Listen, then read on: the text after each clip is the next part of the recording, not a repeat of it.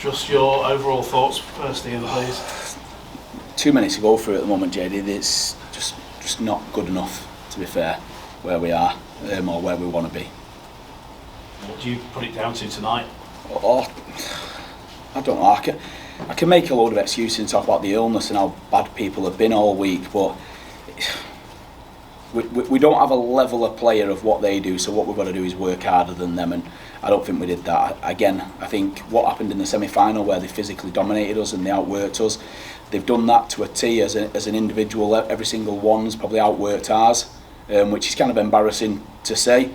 And like I say, I can say this, we've got young players out there, we've got players who are ill playing out there, but we've got to be better than that. We've got a duty to be better than that.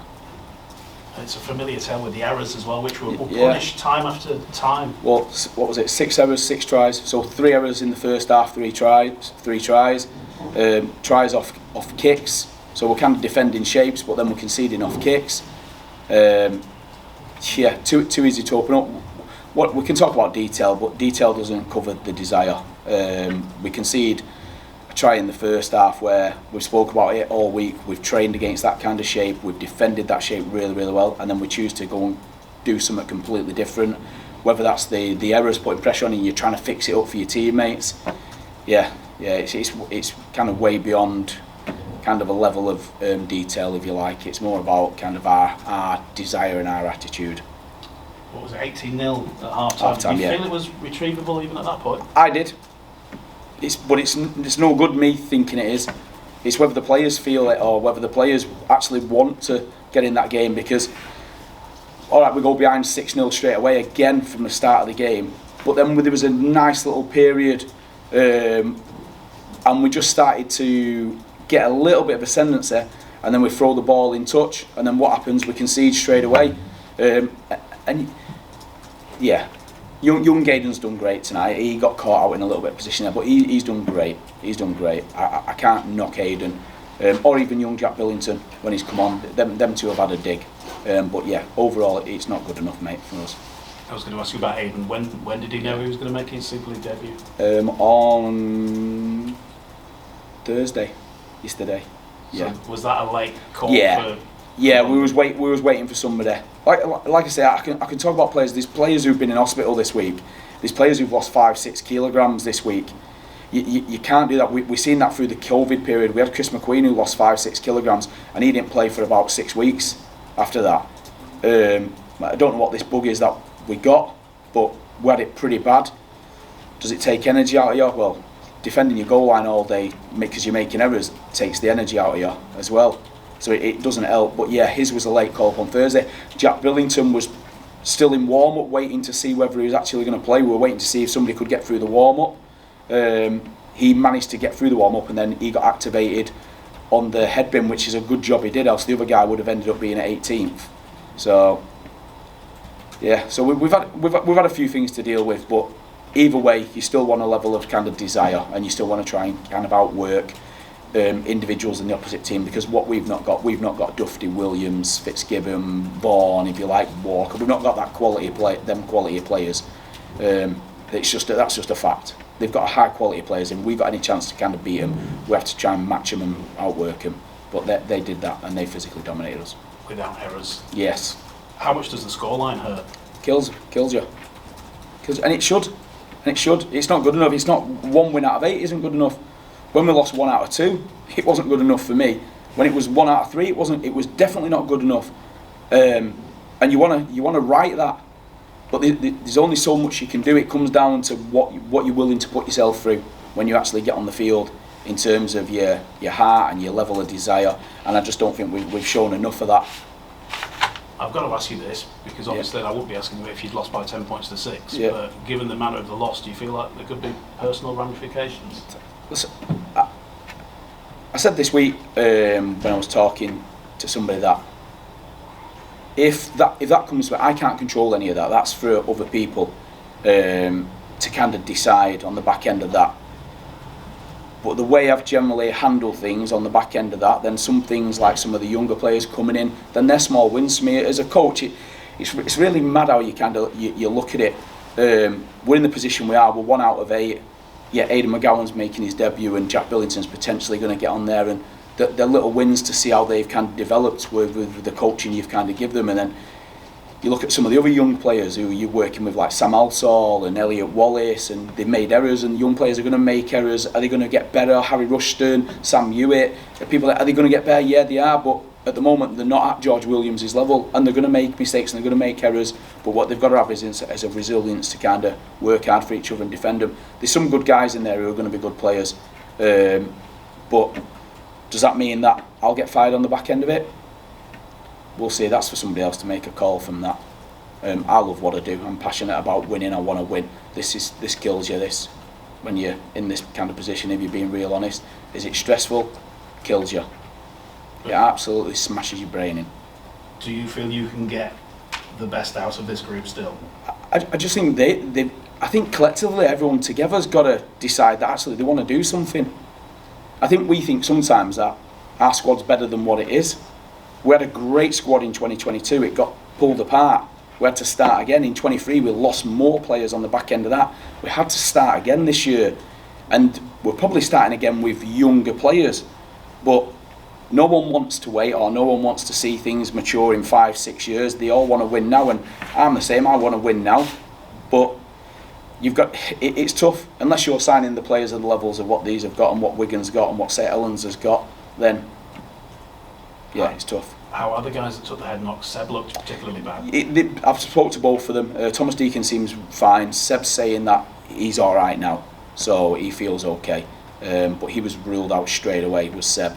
And then Deeks was as well on the back end of it. So yeah, we'll see, because we had Sam Hewitt. It was Sam Hewitt we got knocked out last week, and then he ended up not being able to make this game because he couldn't pass the graded return to play. So yeah, it's a little bit like that part and parcel. You can understand why you lose them and why they don't come kind of back on. But yeah. Where does that leave you numbers wise potentially for next week then with those HIAs? Yes, not great. Hopefully there's a few other guys who've not played today. Some of them have warmed up who've really probably shouldn't have warmed up. Hopefully they come through and they're alright. Hopefully we get a couple of other guys back. We've still got one player at the moment who's at home, who was, like I said, who was in hospital. So we'll see where he gets to, but apparently he's in a pretty bad way with the amount of weight he's lost and stuff, so we'll see. We wish him well. Yeah. Thanks, Walter. Obviously Ken came in for a meeting with the players yesterday. Yeah. I mean, we know how much he loves the club, how much is that going to be hurting him, that performance? Hugely, you'd think. Hugely. And like I say, when we're talking about thinking it's his decision to kind of to make on things like that, which way he sees the club kind of going forward from there. Yeah, it's it'll hurt him. It'll hurt him. It's his club. Anything that you're passionate about, like I said, for me, in my life, I feel this is my team, this is what I should be coaching. Yeah, I'll take the blame for all that, because I'm picking the team, I'm putting the team out there. So if it's not right, it's not right. If that's to come and fall down on me, it falls down on me. But yeah, he'll be hurting like I am. Like you think all the players would be hurting. What we've just dished up there isn't nowhere near good enough. I mean, you're obviously not wanting to make excuses, but if you've got players in hospital, you've got all the players going for head, you're not having a lot of Yeah, no one cares, mate. Let's be honest, no one cares. It's just about winning. No one really cares. People can say they do. People can say welfare. I mean, you talk about coaches and being under pressure and under stress. Friggin' hell, I've been banging my head against the wall for the last 8 weeks. It's killing me that we're not winning, and you can't see the other side of it. But you keep plugging away, keep working, but you just keep getting bad and bad all the time. And people don't care. People just want to know, oh, well, if you get a win, well, everything's all good now, isn't it? But it's not always all good. No one cares unless you win. It turns on everybody. I've been on both sides of it. I've seen the way you're treated when you go to a grand final. I've seen the way you're being treated now in different aspects and from different people as well. You learn a hell of a lot. And do I wish I was not involved in it? No, I don't, because I like it. I like being involved in it. I love the day-to-day being involved and coaching the players and stuff like that. Whether you get to continue to do that is always performance-based. Sometimes you can't control that, unfortunately. But when when you say you're dealing with people who've been in hospital, no one really cares. They just look at about whether you won or lost. There's certain factors why we lost before. I mean, how do we make all them many errors at the start of the game? How do we make that many errors against Catalan and then turn around in the second half and look like a champion team in the second half? Who can explain that for me? You can't explain that. It's like I say, it's a tough gig being in. It's a gig you want to be in. It's the next best thing. I tell you, the one place I would rather be is out there playing, because you don't have to worry about anybody else or anything else. You just have to worry about you and just do you. That's the best place in the world to be. And what some of the players don't get is that will come at some point where it's going to end. Even now, sat here today, I would tell you I would rather put my kit on than be sat here coaching, because there's a lot of things that you do not control and you cannot control. You can't control somebody getting ill. You can't control somebody doing something you've kind of trained for all week, and then you decide to defend it something different on there because fatigue's set in, because you've done too much defending, or you're worrying about the error that you've just done. Ian, I've known you a long time. I think it's about 9 years since you actually took over your first game. It might be 9 years to the day. Oh, right. It's a good anniversary, isn't it? Then, flipping it. Yeah. Is this the toughest time in that 9 years for you? Yeah, 100%. 100%. The way I felt over the last 10 weeks, yeah. Because Salford was a tough gig at times, wasn't it? Oh.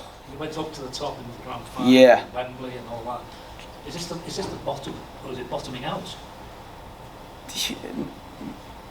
No, I'd say it's the toughest period. Yeah. The one thing I'd say about Salford, and again, I'm coming back to players here, and I'm not being derogatory. There was some champion guys there, mate. Just in the way they carried themselves, the way they were. But they understood what the club was about. They understood what we was about, and they all bought into that. Yeah. Is this not happening? Do you see it in some of them? This is not the case. No, I just think they think this club's different. From the outside, I'll be honest, I thought it was different. I thought it was coming to a top four setup. It's not, and we've got to get our head around it. You've got to work hard. Look at our squads, put them on paper. Put them on paper and put them next to Sutherland, put them next to Wigan, put them next to Catalan, put them next to Leeds. Look at the levels of player, or the internationals, or the champions in them squad. You look at Lee. You go through Lee, and I know Lee is sat in probably a tough position, but Lee are not getting probably the battering we're getting. But you look at Ricky Latelli in RL Grand Final, champion, Challenge Cup winner now. Zach Hardacre, how many games, Grand Finals has he won? How many Challenge Cups has he won? John Asiar, Lachlan Lamb, Moylan. The levels of player, the unbelievable levels of player. That makes a massive difference in a competition like this. So what you've got to know and understand is, you might not have the best players, but you've got to work harder than everybody else to get what you want to do. And I don't think at this moment in time we're working hard enough.